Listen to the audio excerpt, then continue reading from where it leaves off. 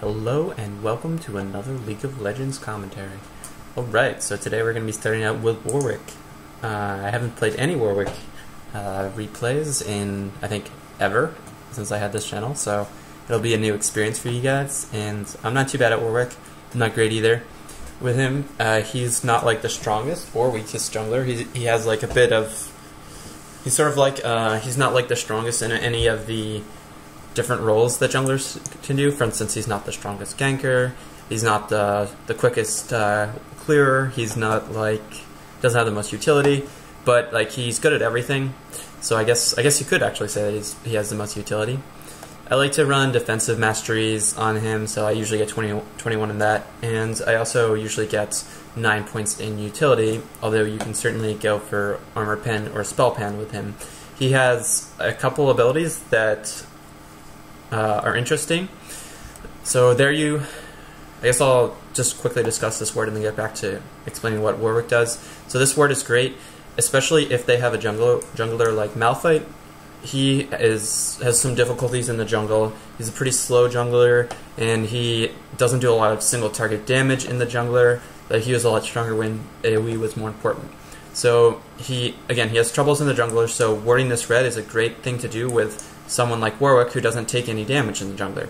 So the first thing I did was I bought Machete and 2 wards, and I still have 1 left. And then I asked for a Smiteless on my blue. Unfortunately, I didn't have enough time to do wraiths because I was thinking about my build and all that in base for a little bit. So I didn't get that, but this is fine. I still have plenty of time to get to blue. And this is actually, it's like a little less efficient, I would say. Alright, so as I said, my strategy was just to do wraiths and then go ahead and try to counter gank him at his red because of the weakness of Malphite's jungle. Now, as far as masteries, I said I like 21 in defense, 9 in utility or offense are completely acceptable. Just trying to sneak in here. I saw him, I think I saw him, I don't know if he saw me. And then I ping this. It's pretty obvious. This really lets them know that they should come, and I just wait for him. So that's also really important. And I'm going to go ahead and go in on him as soon as they're ready. And he flashes. I think if we had flashed after them, we would have gotten the kill. But that's fine that we didn't, so I'm just going to go ahead and steal his red, and then go back and help Karthus. And then I have to leave pretty much right away. Otherwise, I could potentially die in this jungle here. So I just walk out as soon as I can, make sure I use my Hungering Strikes to restore some health, and I get out free with his red buff. So it's a pretty big swing in our favor. And we got his flash, so, it was great. You saw the power of the early wards on Warwick, and the fact that I can just heal up by doing my jungle. So I'm going to continue doing that. He doesn't need any health pots. I do recommend, when you go back, to get a health pot or 2. And let's see. Okay, let's talk about Warwick's abilities. So he has a passive that lets him restore health, and basically every time you auto-attack, you get a bit of health back. So if you think about, things that improved attack speed are going to utilize that. He also has a Q, which the more times you put his mark on someone, the more it heals. So like, for instance, if it'll max at 3 auto attacks, so every time you auto attack, you get more health back basically.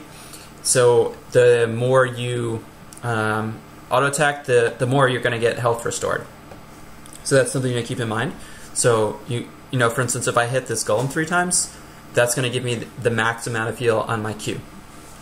That's why I hit it 3 times and then Q. Another thing to do with Q is once you Q, you have to right click immediately, and that'll cancel the animation. So I've been talking before about orb blocking and animation canceling. So this is an example of animation canceling. If you hit Q, you'll have to wait for the whole animation to cancel. So let's see if I'm going to do it. Yep. So right there I did it. It's actually longer than that. And if you right click on like a minion or someone you're trying to attack, then it'll cancel the animation, and it'll reset your auto attack. So I think Trundle is another example of where it's really important to animation cancel with him. All right, so let's see, what else can I talk about? Okay, so his W, it increases attack speed. It's a really great steroid, and it also affects your team. So if you have like a really strong AD group.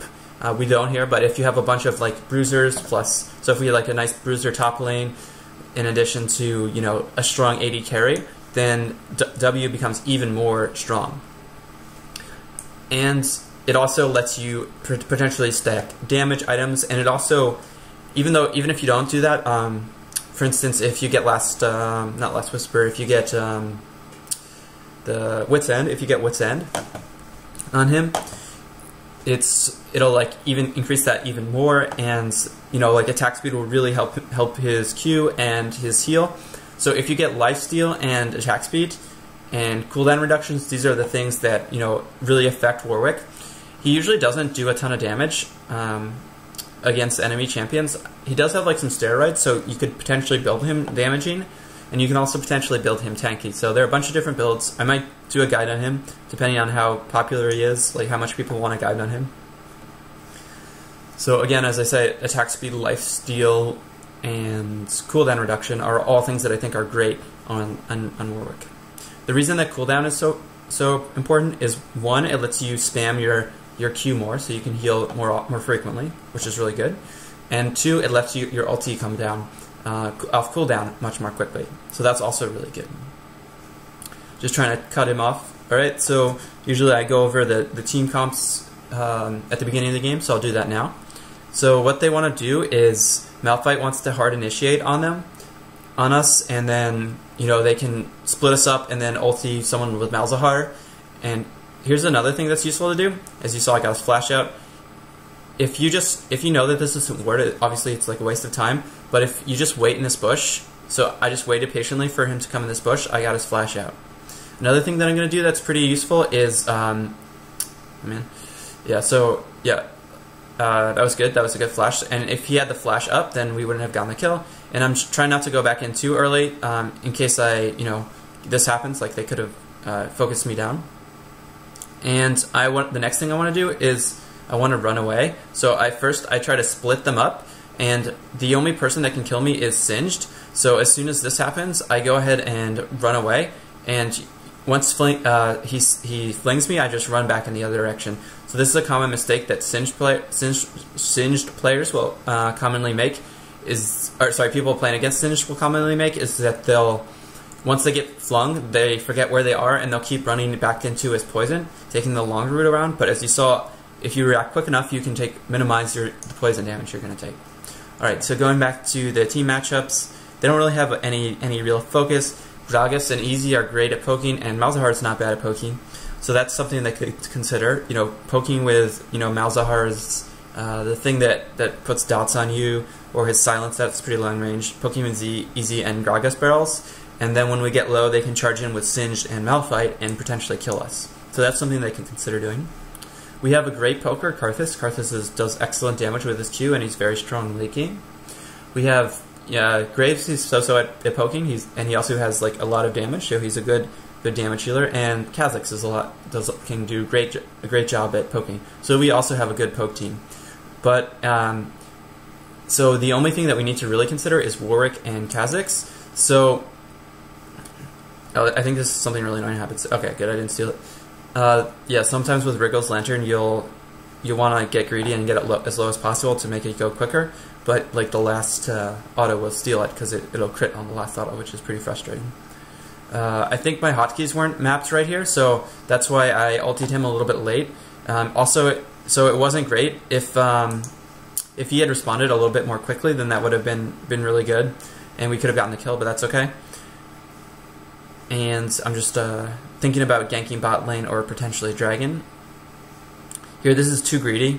They know where I am, and I give them too much time to like respond to this. So yeah, I just die for free there. So that was a big mistake. I shouldn't have done that. But okay, so I was talking before about what role Tariq and Warwick should have, and the role that we really need to be having is counter initiation type roles. So for instance, when Singed tries to dive on Graves, or Malphite tries to stick on Graves, Tariq and I both need to stun him and then try to get the kill that way. Depending on, you can consider how you can consider this is how much burst your team has. It's okay to, for instance, for Tariq to try to initiate a fight with a team with a stun, or me to initiate it with a fight if we have lots of burst. And we do have a fair amount of burst, so if we can consider that. The only problem with me initiating the fight is everyone on their team has ways to like escape or CC me. So like Singed can flip me, Malzahar can silence me or ulti me. Easy can use his flash thing to get away. Malphite can ulti me, Gragas can ulti me, so everyone can deal with that in a team fight. So that's why you don't really want to be using that to start off a fight, and you actually want to wait for the fight to like, take some time, and you can take some damage so you can heal with your ulti. So that's you really have to pay a lot of attention to what the enemy comp is if you're Warwick, because that really impacts when you're going to use your ulti. So as I said before, what we need to do is a peeling roll. If they try to go on Graves or Karthus, both Tark and I, we can peel off. That means we can ulti them, focus them down so they can't stick to targets without dying. So that should be what our roll is. I don't really like ganking Singed with Warwick, but I will if the opportunity presents itself. And he's actually pretty good at it in the sense that I just is that he can actually keep up with Singed. The only problem is he has to keep running at him, and he has to go through his poison cloud. So that's the issue with that. Here we should just go ahead and focus this tower down. Kha'Zix needs to back. If anyone comes up here, we know where Easy and Gragas are, so we're not worried about them, and we're not worried about Malzahar. So it's fine to do this. We just have to not just stick around after he comes up here. I don't think we can kill him. Let's see what does. But you should always. One thing I haven't been doing enough is checking the items of the enemy and your teammates, and you should do that pretty frequently to see how strong you are relative to your enemy. So sometimes you should definitely not be fighting if you can. Like against same skill champions, like the amount items can make can be a huge difference. So obviously knowing what you have and what the enemy team has is really important to know. Alright, so I've gone over what our teams are trying to do, how to use Warwick's ulti. His E is great. It lets you chase down people, and it gives you a lot of move speed. It makes you faster than anyone else. I don't. Let's see what the numbers are here. So it's level 1. It gives you 20% move speed when champions are under 1500 health. So that's great. It's not going to be that useful for tracking down enemy champions. In Dota, there's a champion that has a similar ability, and he was like an 80 bruiser that could really just 5v1 people, but Warwick can't do that. He doesn't have the same abilities as that guy did. But I'm going to try to think about the differences with that. Alright, so here I'm just trying to get a vision on this guy so that we can get my ulti on him. I didn't really need to use my ulti, but that's okay. I didn't want him to flash and then barrel away, so that's why I did that. You really need to make sure that you get the ulti or his passive off, because it's really great for chasing. It doesn't give move speed to your allies, but it does make it impossible for people to juke into bushes. So that's another great advantage of Warwick, is that it's very difficult to juke against a Warwick. Getting dragons is very easy on Warwick. Not only does Wriggles help out a lot, but his W, which increases the attack speed of all his allies, greatly decreases the time that it takes to do a dragon. So that's just something to consider. I definitely do like rushing Wriggles Lantern on him. And the nice thing about Wriggles Lantern is that he can enhance the effectiveness of lifesteal with his passive, Hungering Strikes. Here I'm trying to get Karthus blue, and I think this time I do steal it. Just speed this up a little bit. This is the problem that I was talking about before. As you saw, that sometimes with Wriggles Lantern you get too greedy and you try to get it too low, and you just end up stealing it by accident. There are some other first items that you can get on him. I saw someone recommend to get Magic Pen, and the reason that this is recommended is it really strengthens his Q a lot, and his Q can do a lot of damage if you get some cooldown reduction. And so it can be quite strong if that is what you use, and it's very nice because it does percentage-based damage, so it scales into the late game. So that's something you can consider. Here, I'm just trying to get Karthus to understand that we can kill Malzahar, and I just go ahead and kill his minion there for free gold. And I'm just waiting for him to come, and if I had had the right wards, then I would have gotten a kill. I thought their blue was up, that's why I warded over there. It's always good to put wards around their blue to potentially steal it. And I'm happy to dive on him, and I flash and dive on him. He flashes too, so that's fine. I think my flash is probably maybe a little better to a little, probably about equal to his flash. His flash is nice because it can make it a lot easier for him to set up his ulti, and obviously my flash does the same thing. So our ultis are very similar. So I'd say in that case, like our flashes are, his flash is a little bit more valuable than mine. Also because I have like an my move speed bonus lets me close the distance, so I don't necessarily need to flash as much. Alright, so here's another tip with Warwick. If you're going to gank a lane where the enemy is below 50% health, so for instance, well, no one's really, but let's say Xin was below 50% health, what you want to do is you want to turn off Blood Scent, which was this thing. Here we go. Blood Scent, which gives you a move speed bonus until you're like ready to gank, because if you don't, then he'll know you're trying to gank him. So make sure you turn off Blood Scent if you're going to gank a lane below 50% health. So for instance, again, if this guy was like, below 50%, I would want to walk up to, here or here before I turned it on to get to be, to not scare him away before I'm ready. I trade for Malzahar, and I'm happy to do that. That's fine. If you can trade for, like, as a jungler, if you can trade for a lower level, if you can trade yourself for like the mid laner when you're like a lower level, that's great. If you're ahead, then you don't want to trade. So that's just the basics of trading. Trade in ways that aren't just like a 50-50 trade. Like, you want to trade in ways that are going to benefit your team. So that trade here means that we can secure mid because Malzahar's dead. Another great way to trade is, let's say you just trade yourself for them and it's pushing. That's another great time to trade because they'll lose a lot of gold and XP.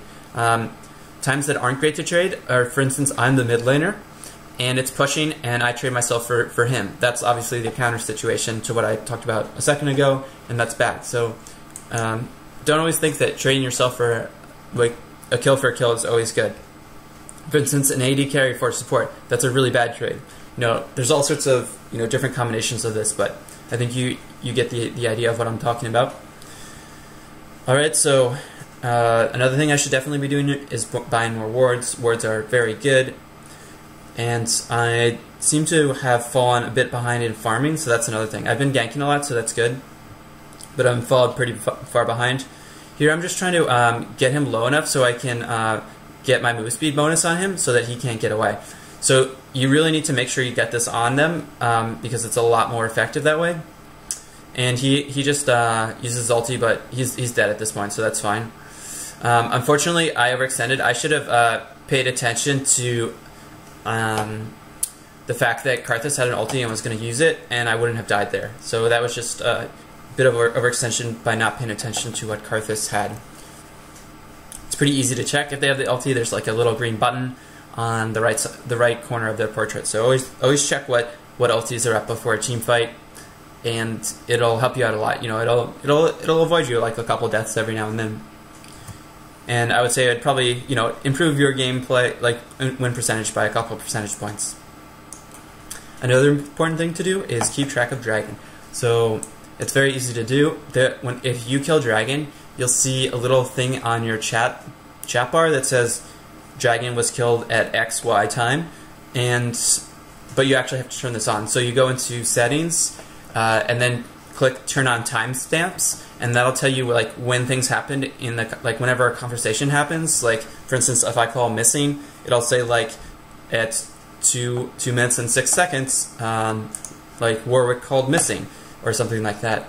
And so timestamps are great. They'll tell you when things die, so you can time the buffs.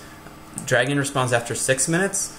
The blue and red buffs, they all respond after 5 minutes, and Baron responds after 7 minutes. So if you turn on timestamps, just get in the habit of saying, okay, let's say I killed dragon at 14 minutes, that means he's going to come up at 20 minutes. And you can also guess when the other dragon is coming up. If you do this, it makes getting dragons a lot easier, and you'll get more gold this way.